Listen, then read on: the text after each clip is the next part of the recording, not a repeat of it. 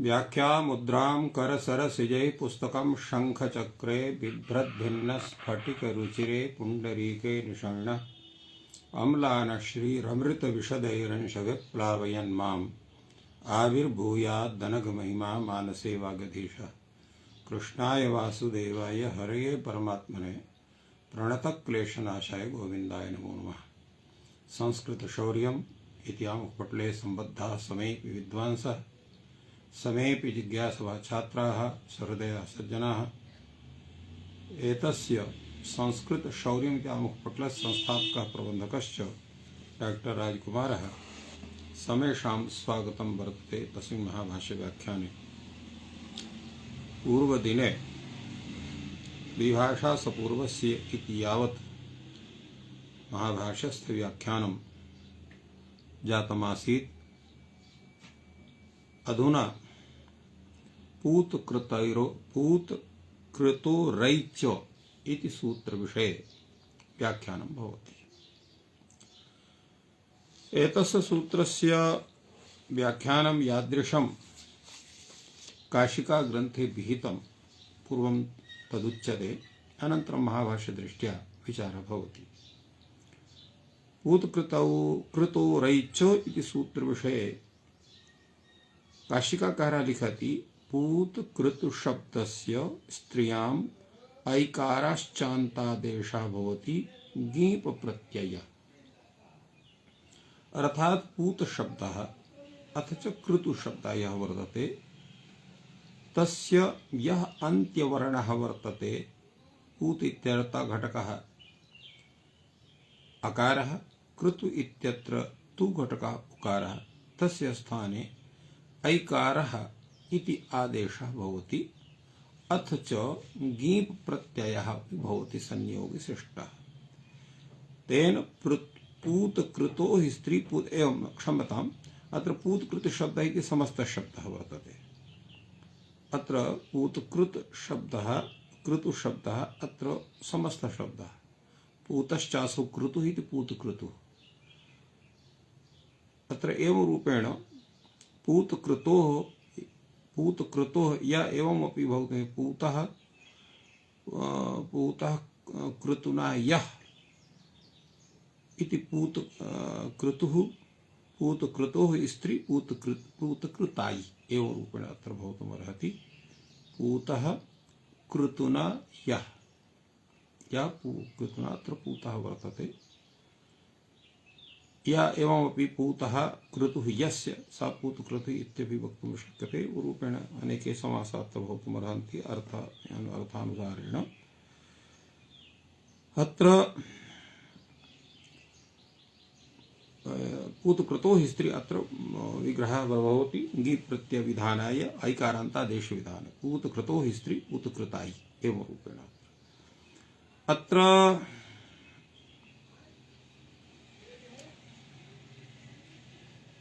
एवं एतस्मिन् विषयेपि अग्रे तत्र विचारः भाष्यकारेणापि कृतः वर्तते। यथा अत्र पूतकृतो स्त्री पूतकृतायि यत्र पूतकृतु शब्दात् उकारस्थाने ऐ इति आदेशे हि प्रत्यये कृते सति अत्र आयादेशे कृते पूतकृतायि इति शब्दः सति। त्रय एते योगाः पुंयोग प्रकरणे द्रष्टव्याः इति काशिकाकारः वदति। अर्थात् पुंयोगादाख्यायाम् इत्यत्र एते प्रयोगाः अत्र अनुवर्तितव्याः। अत्र ङीप् सहिता एव अनुवर्तन्ते। तेन पुंयोगात् स्त्रियां पूतकृत्वादयः शब्दाः निष्पद्यन्ते। ऐकारादेशः भवति ऊप भवति। अत्र पुंयोगदाख्याम् इति सूत्रस्य अनुवर्तनेन तादृशं स्वरूपम् अत्र आयाति। अतएव एते त्रयः योगाः पुंयोगप्रकरणे द्रष्टव्याः। यया हि पूताः कृतवः, तो पूताः कृतवः यया सा पूतकृतुः एवं स्त्री भवति। अथवा पूताः कृतवः येन असौ पूतकृतुः तत्र पुरुषः भवति। पूतकृतो हि स्त्री पूतकृतायि एवं रूपेण अत्र भवति। तो पूताः कृतवः येन इति पूतकृतुः, पूतकृतो हि स्त्री पूतकृतायि इति विग्रहः काशिकाकारेण अत्र दत्तः वर्तते। अत्र यया हि पूताः कृतवः इति पूतकृतुः इति भवति। अर्थात् एवं रूपेण विग्रहे सति पूतकृतुः इति विस्तृत्व विवक्षायां भवति। तत्र किन्तु यदा पुंयोगे पुंसः योगः भवति चेत् तर्हि तत्र पूतकृतायि इति भवति। पूतकृतो हि पूतकृतायि एव रूपेण एतस्य व्याख्यानं काशिकाकारेण विहितं वर्तते। एतस्मिन् विषये अत्र आचार्यः तत्र भाष्यकारः एतस्मिन् विषये व्याख्याति। पूतकृत्वादीनां पुंयोग प्रकरणे वचनं यथा काशिकग्रन्थे आसीत्। पूतकृत्वादयः पुंयोग प्रकरणे वक्तव्याः, अर्थात् पुंयोगादाख्यायाम् इति प्रकरणे एते वक्तव्याः। तत्रैव एतेषां चरितार्थता भवति। पूतकृतो हि पूतकृतः, यया हि पूताः कृतवः पूतकृतुः सा भवति। पूताः कृतवः यया एवं रूपेण चित्रविग्रहः क्रियते, तत्र एवं स्थितौ तत्र पूतकृतुः इत्येव भवति, पूतकृताय तत्र न भवति। अर्थात तत्र पुंयोग विषये एतस्य सूत्रस्य प्रवृत्ति जायते।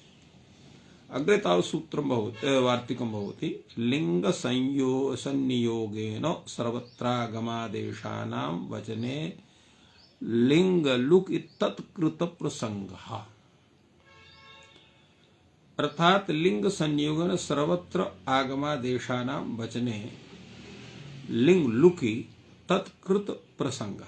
अर्थात लिंग संयोगेन सर्वत्र आगमानाम् आदेशानां विधानं भवति इत्युक्ते इति वचने सति लिंग लुकी अर्थात लिंगस्य यदा लुक भवति तस्य तत्कृतं प्राप्नोति। अर्थात तत्र लिंग लुकी तत्र तादृशं यत् स्वरूपं तस्य भवति तत् अत्र सिद्ध्यति। यथा पंच इंद्राण्यः देवता अस्य इति पंचेन्द्रः इत्येव भवति। अर्थात पंच इंद्राण्यः देवता अस्य पुरोडासस्य एवं भूतः कश्चन पुरोडासः भवति यस्य पंच इंद्राण्यः देवताः भवन्ति, तर्हि सः पुरोडासः पंचेन्द्रः कथ्यते, पंचेन्द्री इति न भविष्यति। एवं तात्पर्यम्। एवं पंच अग्नयः यस्याः सा पंचाग्नि इति भवति। एवं दश अग्नः यस्याः सा दशाग्नि इति भवति। एवं रूपेण अत्र स्वरूपम् एतस्य जायते। अतएव अत्र कैयटः एतस्य व्याख्यानं कथयति। लिंगार्थ विहितः प्रत्ययः लिंग शब्देन उच्यते। अत्र लिंग संयोगेन इत्यत्र लिंग शब्दस्य किं तात्पर्यम्? अर्थात लिंगार्थ विहितः प्रत्ययः, यस्य लिंगस्य बोधनाय यः प्रत्ययः विहितः स एव अत्र लिंग शब्देन उच्यते। लिंगार्थ विहितः प्रत्ययः लिंग शब्देन उच्यते। अंगी प्रत्यय टाप् प्रत्यय स्त्रीत्व विषये अत्र कथितः वर्तते। यद्यपि स्त्री प्रत्ययेन सह आगमादेशानां विधानं तथापि विधानोत्तर कालं स्त्री प्रत्यय लुप्तेपि तेषां श्रवणं प्रसज्येत। यद्यपि स्त्री प्रत्ययेन सह आगमादेशानां विधानं भवति, तेन सह तेषां तादृशं स्वरूपं तत्र स्थातव्यं, तथापि विधानोत्तर कालं विधानस्य अनन्तरं स्त्री प्रत्यय लुप्तेपि स्त्री प्रत्ययस्य लोपे कृतेपि तेषां श्रवणं प्रसज्येत। तेषां नाम आगमादेशानां श्रवणं प्रसज्येत।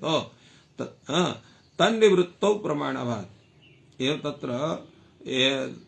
तत्र लिंग लुप्ते तेषामपि आगमादेशानां निवृत्तिर्भवति इति विषये किञ्चित् वचनं तादृशं नास्ति येन प्रमाणत्वेन तेषां अश्रवणं प्रसज्येत। तन्निवृत्तौ प्रमाणभात्। यथा यमलकयोः एकयोः एक विनाशेऽपि न परस्य विनाशः। यमलकयोः एकयोः तत्र एक विनाशेऽपि, यथा यमलकयोः यथा तत्र पुत्रद्वयं सहैव यत्र जन्म गृहीतवत् तत्र एकस्य कदाचित् दौर्भाग्यात् मृत्युर्भवति, किन्तु अपरः जीवति एव न भवति, अपरोपि तत्र मृत्युं प्राप्नुयात् एव न भवति। एवं स्त्री प्रत्यय लुप्ते तेषां श्रवणते तन्निवृत्तौ प्रमाण। यथा यमलकयोः एकयोः एक विनाशेऽपि न अपरस्य विनाशः इति भावः। अत्र पंचेन्द्राण्यः पंच इंद्राण्यः इत्यत्र तदितार्थे दिगुः समासः सास्य देवता इत्यनेन अणप्रत्ययः भवति तस्य दिगोर्लुगनपत्ये इति सूत्रेण अत्र ङीपः लुग् भवति किन्तु तत्र यत् कार्यं तन्न लुप्यति एवं लुग् तत्र दिगोर्लुगपत्ये लुग् तद् लुग् इति ङीपः ङीषः लुग् भवति अत्र अनुकः निवृत्तिर्न भवति एवं अत्र पंचाग्नेय अत्र पंच अग्नेयः देवता अस्य अत्रापि तत्र सास्य देवता अणित्येन अणप्रत्ययः भवति अत्रापि तत्र एकारस्य निवृत्तिर्न प्राप्नोति एतदर्थम् अत्र तादृशः विचारः अत्र विहितः वर्तते एतस्मिन् विषये पुनः अपि भाष्यकारः कथयति किम् उच्यते सर्वत्र इति अन्यत्रापि न अवश्यम् इहैव किम् उच्यते सर्वत्र सर्वत्र इति अर्थात् सर्वत्र तादृशं सर्वत्र आगमादेशानां वचने लिङ् लुकि तत्कृत प्रसंगः इति यत्र यः सर्वत्र शब्दः भवता दत्तः वर्तते तत्र किमर्थम् अन्यत्रापि न अवश्यम् अन्यत्रापि न अवश्यम् इहैव अत्र इहैव अत्रादृशम् अन्यत्र तादृशम् अवश्यं नास्ति इति विषये तत्र अर्थात् पूतकृतौरौ च इति सूत्रलक्ष्यात् अन्यत्रापि पतत्सूत्रलक्ष्येषु अस्य उपयोगः इति कश्चन वक्ति चेत् तर्हि तत्र भाष्यकारः पृच्छति क्व अन्यत्र कुत्र तथा भवति यथा पंचभिः धीवरीभिः क्रीतः पंचधीवा दशधीवा अत्रैव भवति धीवन शब्दः पंचभिः धीवरी कृतः अतो अत्र धीवन इति शब्दः वर्तते तत्र नकारस्य रत्वे ङीपि कृते पंचधीवरी इति भवति अत्र बनोरच इति सूत्रेण अत्र ङी प्रत्ययः नकारस्य रेफादेशः पंचधीवा दशधीवा इति भवति अत्र लिङ्गग्रहणेन नार्थः सर्वत्र मागादेशानां वचने लुकि तत्कृत प्रसंगः इत्येव करणीयं लिङ्गसंनियोगेन इति न अत्र ग्रहणीयम् इति अत्र भाष्यकारः वदति इदमपि सिद्धं भवतेन पंचमेन गृह्णाति स पंचकः नैतदस्ति मंडपम मयडयं पराधिः स डटो ग्रहणेन गृहीष्यते इदमपि सिद्धं भवति पंचमेव गृह्णाति इति पंचकः पंचमेन गृह्णाति इति पंचकः इति भवति तदा उच्यते अयं प्रयोगः तादृशः नास्ति कथम् अत्र मयट् मयड् अयं पराधिः अत्र यह मयट् प्रत्ययः पंचमेन मयट् प्रत्ययः वर्तते स पराधिः पराधिः इत्युक्ते डित्वात् अत्र परस्य आदिः भूता भवति तस्य डटः ग्रहणेन ग्रहणं भवति स डटः ग्रहणेन गृहीष्यते किं तात्पर्यमेत इदं तर्हि प्रयोजनं षष्ठेन गृह्णाति षट्क इति अत्रापि तादृशः प्रयोगः दत्तः वर्तते एतेषां प्रयोगाणां विषये काशिकाकारः स्पष्टं वदति अत्र पंचमेन गृह्णाति षष्ठेन गृह्णाति अत्र आर्हीयः ठक् वर्तते अत्र आर्हीयः ठक् अस्ति आर्यट् तस्मात् तस्य अध्यर्धपूर्व इति सूत्रेण अत्र लुक् संजायते इति एव रूपेण एतस्य व्याख्यानं विदधाति कैयटः अग्रे स प्रतिपादयति यत् ततः ङीपः लुक् पूर्वं ङीप् भवति स्त्रीविवक्षायाम् अनन्तरं ङीपः लुक् भवति अत्र रेफस्य निवृत्तेः अप्रसंगः अन्या रीत्या किं स्यात् यथा भवान् वदति लिंग संयोगेन सर्वत्र आगमादेशानां वचने लिङ्गुलिकि तत्कृत प्रसंगः अतः अत्रापि चेत् तथा न भवति तर्हि अत्र रेफः अत्र प्रसंगः स्यात् यथा भवतः कथनं वर्तते यत् अत्र तिस्त्रीप्रत्ययस्य लोपेपि आगमादेशानाम् अत्र प्रसंगः भवेत् इति यः भवतः कथनं वर्तते तया रीत्या अत्र तस्य अत्र पंचधीवा इत्यत्र अत्रापि तत्र रेफस्य प्रसंगः स्यात् इति अत्र चिन्तितवान् अतएव अत्र उच्यते ङीपः लुकि अत्र रेफस्य निवृत्तेः अप्रसंगः स्यात् अत्र रेफस्य निवृत्तिर्न स्यात् एवं पंचमेन इत्यत्रापि तावतिथस्य ग्रहणम इति लुग् वा इत्यत्र तावतिथेन गृह्णाति लुक् चेत्युपसंख्यानात् कन प्रत्ययः डटश्च लुक् अत्र भवति पंचथा इत्यत्र पंचमेन इति जायते। स डट एतेन मठ सहितस्य लुक् इत्यर्थः। अर्थात मठ प्रत्ययस्य प्रत्ययेन सहैव अत्र लुक् भवति। डटः अपि निवृत्तेपि मयटः अपि तत् मठः अपि लुक् भवति। तो पूर्व एवं एतेन मठ सहितस्य लुक् इत्यर्थः। षट्क इति अत्रापि डटि परे थुक् इत्यस्य लोपः भवति। पूर्व भक्तः थुगागमः डटि निवृत्तेपि न निवर्तेत्, किन्तु यथा भवान् कथयति तद्रीत्या डटः निवृत्तेपि तत्र थुटः थुडागमस्य निवृत्तिर्न स्यात्। प्रत्ययलक्षणेन वा प्रसज्येत् अथवा प्रत्ययलक्षणं तेन तस्य प्रसक्तिः स्यात्। पुनः अत्र उच्यते ननु कनि पूर्वस्य पदत्वात् संयोगान्तस्य इति लोपः इत्थुका लोपो भविष्यति। अत्र यदा कन् प्रत्ययः क्रियते तर्हि कन् प्रत्ययात् पूर्वं यः समुदायः वर्तते तस्य पदसंज्ञायां जातायां संयोगान्तस्य लोपः इति सूत्रेण थकारस्य लोपे सति थुकः निवृत्तिः स्वयमेव स्यात्। एवं तर्हि चतुर्थेन गृह्णाति चतुष्कः इति उदाहरणं तत्र भवितुमर्हति। अत्र हि रात्सस्य इति नियमानात् थुकः संयोगान्तस्य लोपः न भवितुमर्हति। एवं रूपेण एतस्य समाधानं कैयटेन सम्यक्तया अत्र विहितं वर्तते। अग्रे तावत् भाष्यकारः यद् व्याख्यात् तस्मिन् विषये नागे तत्र वार्तिककारः कात्यायनः कथयति सिद्धं त्वागमादेशानाम् अंगतः स्त्री प्रकरणे वचनात्। सिद्धमेत इति सर्वं सिद्धं भवति। कथम् आगमादेशाय य इह स्त्री प्रकरणे उच्यन्ते। आगमादेशा ये इह स्त्री प्रकरणे उच्यन्ते ते अंगाधिकारी वक्तव्यः। अर्थात अंगस्य आगम भवति, अंगस्य आदेशः भवति। तेन अत्र ङीपादेः निवृत्तावपि आगमादेशानां वितृड भवति। आगमादेशान् स्त्री प्रकरणे उच्यन्ते ते अंगाधिकारी वक्तव्या। स्त्री प्रकरण ग्रहणेन नार्थः। स्त्री प्रकरण ग्रहणे तस्य तेषां किं प्रयोजनं भवन्ति। सिद्धं तु आगमादेशानाम् अंगतः वचनादित्येव। आगमादेशानां सिद्धिः अंगतः वचनादित्ये अर्थात् अंगेन विधानात् एव सिद्ध्यति। तदर्थं तत्र स्त्री प्रकरणेन प्रकरणग्रहणे तेषां ग्रहणेन भवति। फलतः स्त्री प्रत्ययस्य लोपेन कश्चन दोषः इदमपि सिद्धं भवति। षष्ठेन गृह्णाति षट्कः इत्यस्यापि सिद्धिर्भवति। एतस्य तात्पर्यं वदति कैयटः। स्त्री प्रकरणे च आगमादेशाः ते अंगतः अंगाधिकारे वक्तव्याः। स्त्री प्रत्यये परतः अंगस्य विधीयमान आगमादेशाः तत्र लुप्ते न लुमतांग स्त्री प्रत्यय लक्षण प्रसेदात् न भविष्यन्ति इति एतस्य आशयः। अग्रे तावत् वार्तिकं वर्तते लिंग लुकि वा प्रकृति प्रत्यापत्ति वचनम्।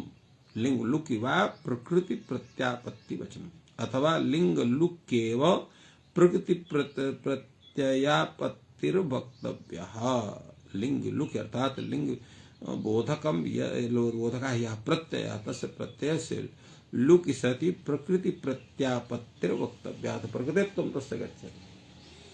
लिंगग्रहणेन अत्र प्रयोजनं नास्ति। लिंगग्रहणेन नार्थः लुकि वा प्रकृति प्रत्यापत्ति वचनम् इत्येव अत्र करणीयम्। इदमपि सिद्धं भवति। षष्ठेन गृह्णाति षट्कः। अगर केवल प्रकृति प्रत्यय तेन षष्ठ इत्यत्र षट्कत्वं भवति। थुका लुकि सति षट्क इति जायते कनि प्रत्यये कृते सति। किं पुनरत्र जायः अत्र किं तत्र उचितं भवति। लिंग लुक्येव प्रकृति प्रत्यापत्ति वक्तव्य इति वा स्वीकरणीयम्। लुकि वा प्रकृत्यापत्ति इति वा स्वीकरणीयम्। किमत्र स्वीकरणीयम् इति प्रश्ने सति भाष्यकारः समादधाति लुकि प्रत्ययापत्ति वचनम् इत्येव ज्यायः। अयमेव नियमः कार्यः। लुकि प्रकृति प्रत्यापत्तिर्भवति। तेन पंचभिः पट्टिभिः क्रीतः पंचपटुः दशपटुः इत्यादीनामपि सिद्धिर्भवति। अर्थात् तत्र लुकि सपि तत्र यादृशं कार्यं करणीयं तत्कार्यं भवति।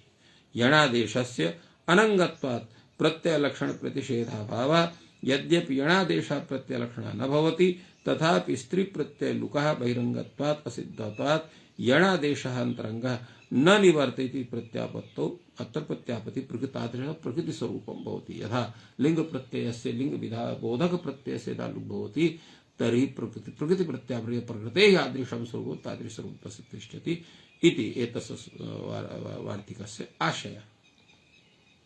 अग्रे तावत् भाष्यकारः कथयति तत्तर्हि वक्तव्यम् अर्थात् एतादृशं व्याख्यानम् एतस्य करणीयं वा उच्यते न वक्तव्यम्। अत्र एषा परिभाषा एव अङ्गीकरणीया संयोगशिष्टानाम् अन्यतरापाय उभयोरप्यपायः। अर्थात् लुकि वा प्रकृति प्रत्यापत्ति वचनम लुकि प्रकृति प्रत्यापत्ति वचनम इति पृथक्तया किमपि वचनं नैव करणीयम्। अति संयोगशिष्टानाम् अन्यतरापाय उभयोरप्यपायः इति परिभाषा एव स्वीकृता वर्तते पूर्व एव तया परिभाषया एव अत्र कार्यं भविष्यति। तो संयोगशिष्टानाम् अर्थात् अत्र ङीष प्रत्ययेन सह ङीव प्रत्ययेन सह ङीन प्रत्ययेन वा सह ये प्रत्ययाः यादृश ये आगमः आदेशाः विहिताः भवन्ति तेन स्त्री प्रत्यये लुकि सति तन्निमित्तकाः आदेशाः आगमः वा तेषामपि लोपः भवति इति एतस्य परिभाषा विशेषस्य तात्पर्यम्। तो संयोगशिष्टानाम् अन्यतरापाय इति परिभाषा सिद्ध्यति। तद्यथा देवदत्त यज्ञदत्ताभ्याम् इदं कर्म कर्तव्यम्। इदं कर्म देवदत्तेन यज्ञदत्तेन च कर्तव्यम्। देवदत्तापाय यज्ञदत्तोऽपि न करोति। यथा देवदत्तः कदाचित् नागच्छति यतो हि द्वाभ्यां करणीयं तत्कार्यं भवति इति कृत्वा देवदत्तस्य अपाये अत्र यज्ञदत्तस्यापि अपायः भवति अर्थात् यज्ञदत्तोऽपि तत्कार्यं न विदधाति इत्यर्थः। अत्र संयोगशिष्टानाम् अन्यतरापाये उभयोरप्यपायः इति परिभाषा विषये नागेशभट्टः किञ्चित् विशदतया व्याख्यानं विदधाति। लौकिकोऽयं न्यायः अयं न्यायः शास्त्रीयः नास्ति लौकिकः लोकव्यवहारेण सिद्धः इति लौकिकः लोके भवा लौकिकः। एकस्मिन् प्रयोजने येषां सहाधिकारः तत्र अन्यतर निवृत्तौ इतर निवृत्तिः यथा एवं भूतं कार्यं यद्वाभ्यां त्रिभिर्वा करणीयं भवति एकेन तत्कार्यं सिद्धं न भवितुम् अर्हति इति रीत्या यदा एकः कश्चन न भवति उभयोः त्रिषु वा तर्हि तत्र अवशिष्टानां तस्मिन् कार्ये प्रवृत्तिर्न भवति इति तात्पर्यम्। लौकोऽयं दृष्टातः एकस्मिन् प्रयोजने येषां सहाधिकारः तत्र अन्यतर निवृत्तौ इतर निवृत्तिः लिङ्गमपि शास्त्रे अस्ति। बिल्लुकादिभ्यः छस्य लुक इत्यत्र छस्य इति छस्येति इति स्थानि निर्देशः तस्य हि प्रयोजनं छ मात्रस्य लुक् यथा स्यात् कुकः निवृत्तिर्वा भूत् यदि चैषा परिभाषा न अभविष्यत् तदा कुं न निवर्त्यत किं तन्निर्देशेन कथं पंचपटुः इति अत्र कथम इति स्यात् तदा नहीं अत्र यण संयोगशिष्टः एवं तर्हि अंतरंगान विधेन बहिरंगो लुक् बाधते इति अकृत एव यणादेशे लुकि सति निवृत्ताभावात् यण न भवति इति अत्र समाहितम्। न च लुकः बहिरंगत्वात् असिद्धत्वम् न जानन्ति बहिष्ठ प्रकृतिः इति परिभाषया तस्य निषेधात् अतः लुक बहिरंगत्वात् असिद्धत्वं न कल्पनीयम्। इकोणित्यत्र अचोः आनन्तर्यम् अत्र आश्रितं वर्तते। तो एवं रूपेण कैयटः अपि एतस्य व्याख्यानं कृतवान्। तो इत्थम् एतस्य सूत्रस्य व्याख्यानम् अत्र सम्पन्नं भवति। अग्रे सूत्रं वर्तते वर्णादनुदात्तात्तोपधात्तो नः इति सूत्रमस्ति भाष्यग्रन्थे। एतस्य व्याख्यानं विदधाति काशिकाकारः। सः कथयति इतः पूर्वं यत् सूत्रं वर्तते मनोरौ वा तस्मात् सूत्रात् वा इत्यस्य अत्र अनुवृत्तिर्भवति। तो वर्णवाचिनः प्रातिपदिकात् अनुदात्तान्तात् तोपधात् विकल्पेन ङीप प्रत्ययः भवति तकारस्य च नकारादेशः भवति। अत्र यथा वर्णवाची प्रातिपदिकं भवति, यथा एत इति शब्दः। तो एतत्व गुणे विशिष्टा स्त्री एवं तत्र विवक्षायाम् अत्र एत शब्दात् वर्णादनुदात्तात्तोपधात्तो नः इति सूत्रेण अत्र ङीप प्रत्ययः भवति, तकारस्य नकारादेशश्च भवति, तेन एनि इति रूपं सिद्ध्यति। यतोहि एतद् विधानं वैकल्पिकम्, अतः यदा पक्षे विधानं न भवति तर्हि अजादितष्टापि सूत्रेण टापि सति एता इति रूपं जायते। फलतः अत्र एता एनि एवं रूपेण एतस्य स्वरूपः। एवमेव तत्र शेन इति शब्दः वर्तते, शेत इति शब्दः। शेतत्व गुण विशिष्टा स्त्री शेनि शेता, एवं हरितत्व गुण विशिष्टा स्त्री हरिता हरिणी, एवमेव एते शब्दाः अत्र निष्पद्यन्ते। एतस्य विषये तत्र काशिकाकारः कथयति, सर्वे एते आद्युदात्ताः। एते सर्वेपि शब्दाः अत्र वर्णवाचिनः आद्युदात्तः भवति। कथं भवति आद्युदात्तता एतेषु? वर्णानां तणति नितान्तानाम् इति वचनात्। अर्थात् वर्णवाचिनः ये तकारान्तः, णकारान्तः, तिकारान्तः, निकारान्तः, तान्तान्तः, अर्थात् तान्त एवं तान्तान्तः एवं रूपेण अत्र सर्वे अर्थात् अत्र एते शब्दाः अत्र गृह्यन्ते। एते वर्णानां तणति नितान्तानाम् इति सूत्रेण ते आद्युदात्तः भवति। वर्णादिति किम्? अर्थात् वर्णवाचिनः ते शब्दाः भवेयुः, तदा उच्यते वर्णवाचिनः इति विशेषणं न भवति। तर्हि अत्र प्रकृत इति शब्दः प्रवृत्ति शब्दः एतेषां वसिद्धिर् स्यात्। अत्र प्रकिनी प्रारुनी इत्यपि रूपं स्यात्। तदर्थम् अत्र वर्णवाचिनः तकारान्तादयः शब्दाः अत्र गृह्यन्ते।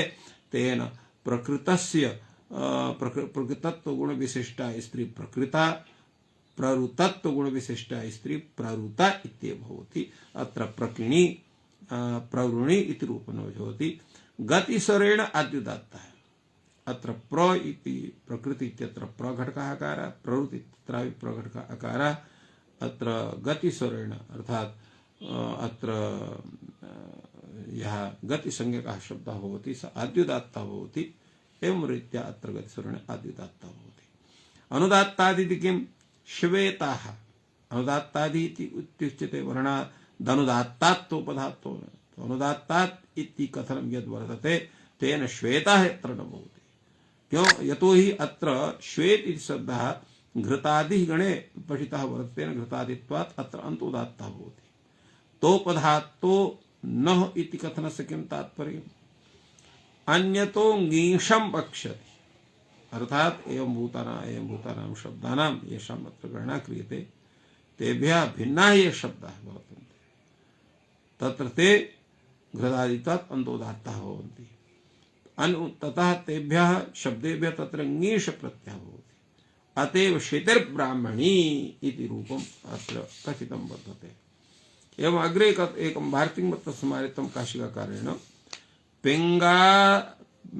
पिशङ्गादुपसङ्ख्यानं, पिशङ्ग शब्दादपि तत्र ङीष प्रत्ययः भवति, पिशङ्ग इति भवति। एवम् असित पलित इति शब्दात् तत्र यद्यपि ङीपः प्राप्तिर्भवति किन्तु निषेधः भवति, अर्थात् ते न स्वीकुर्वन्ति। एवं रूपेण असिता पलिता इति जायते। अग्रे तावद् वार्तिकं भवति तयोश्छन्दसि क्नमित्येके। तयोश्छन्दसि क्नमित्येके अर्थात् अत्र असित शब्दादेव पलित शब्दादेव अत्र किं जायते? क्नम् इति भवति। तेन असिक्नि पलिक्नि इति भाषायामपि इष्यते, भाषायामपि तादृशः एव प्रयोगः भवति। तेन गतः गणः पूर्वम् असिक्रिकानाम् इत्युक्तं वर्तते। इत्थम् एतस्य सूत्रस्य व्याख्यानं काशिकाग्रन्थे आयातम्।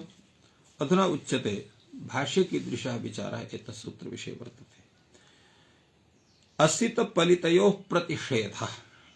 अर्थात वर्णादनुतात् तात्तोपधात्तो न इति सूत्रं यद् वर्तते तत्र अत्र असित शब्दात् पलित शब्दात् स्त्रीत्वविवक्षाम् अत्र ङीपः विधानं न करोति तेन अत्र टापि सति असिता पलिता इत्येव जायते असिनी पलिनी इति न भवति। एवं छन्दसि क्नम एके केचन कथयन्ति छन्दसि विषये क्नम इति भवति अर्थात